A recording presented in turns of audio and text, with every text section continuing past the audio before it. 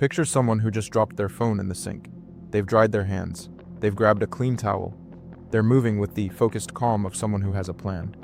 They find a bowl, pour in the rice, nestle the phone inside, and seal it up with a satisfied snap of cling wrap.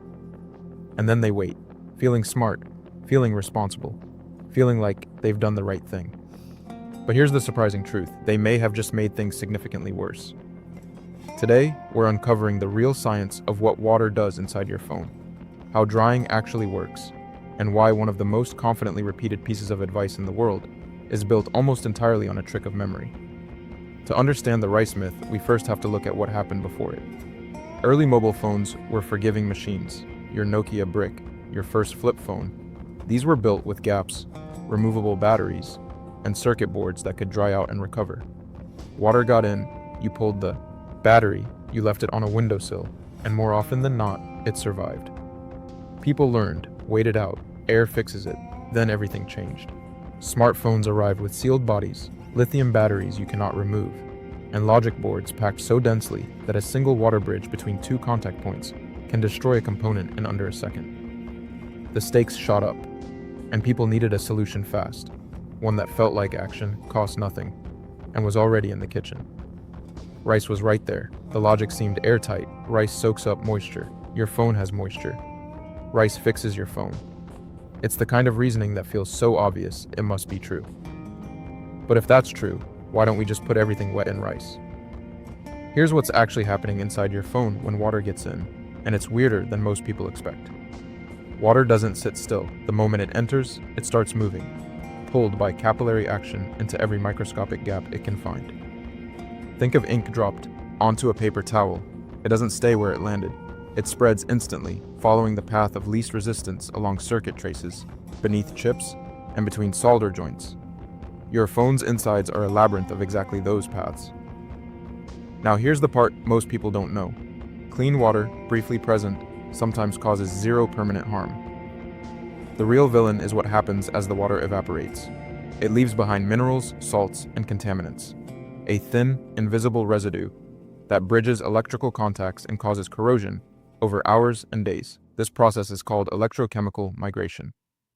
In other words, the water leaving can be more dangerous than the water arriving. Time is not on your side. So, how much does rice actually help speed things up? Independent testing, including work cited by iFixit and corrosion engineers, showed that uncooked rice is one of the least effective drying agents you can use. Silica gel, the little packets you throw away from shoeboxes, absorbs atmospheric moisture several times faster. Plain open air in a dry room outperforms rice in most conditions. Rice isn't helping, it's just present. But here's the weirdest part. Rice doesn't just fail to help, it introduces a problem nobody talks about. Dry, uncooked rice sheds fine starch dust. When you seal a wet phone inside a bag of it, you are pushing that powder directly into the same ports and grills the water just entered. Phone repair technicians report finding this residue caked around charging contacts and microphone meshes. A gritty paste, where the starch mixed with whatever moisture remained.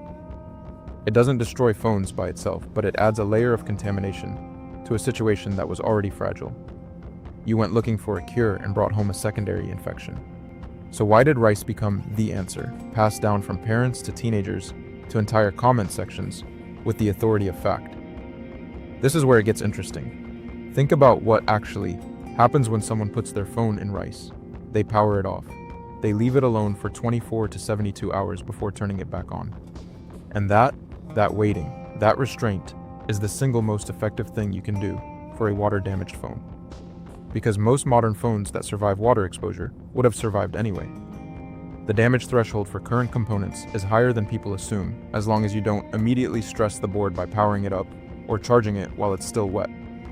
Rice gets credit for the waiting. It's the surgeon who stands next to the patient while the patient heals, then takes a bow.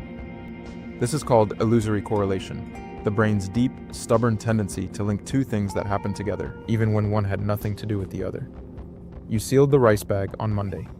You had a working phone by Wednesday. The rice must have saved it. The same mechanism is why people swear by folk remedies, lucky rituals, and investment strategies that happen to work once. We are pattern matching machines, and we are very bad at identifying when a pattern isn't real. Here's where it gets complicated. There's a financial layer to this story that rarely comes up. The global smartphone repair market is a multi-billion-dollar industry, with valuations ranging from approximately $46 billion to over $215 billion in 2023 to 2024, driven by rising device costs and increasing consumer preference for repairs over replacements. The market is expected to continue growing, supported by high smartphone adoption and a CAGR exceeding 5% through 2032, and water damage is one of the leading causes of out-of-warranty claims. Apple, Samsung, and others introduce IP water resistance ratings, IP67, IP68, in part to reduce warranty disputes and win back consumer trust after years of customers feeling abandoned the moment their phone got wet. But here's the quiet irony.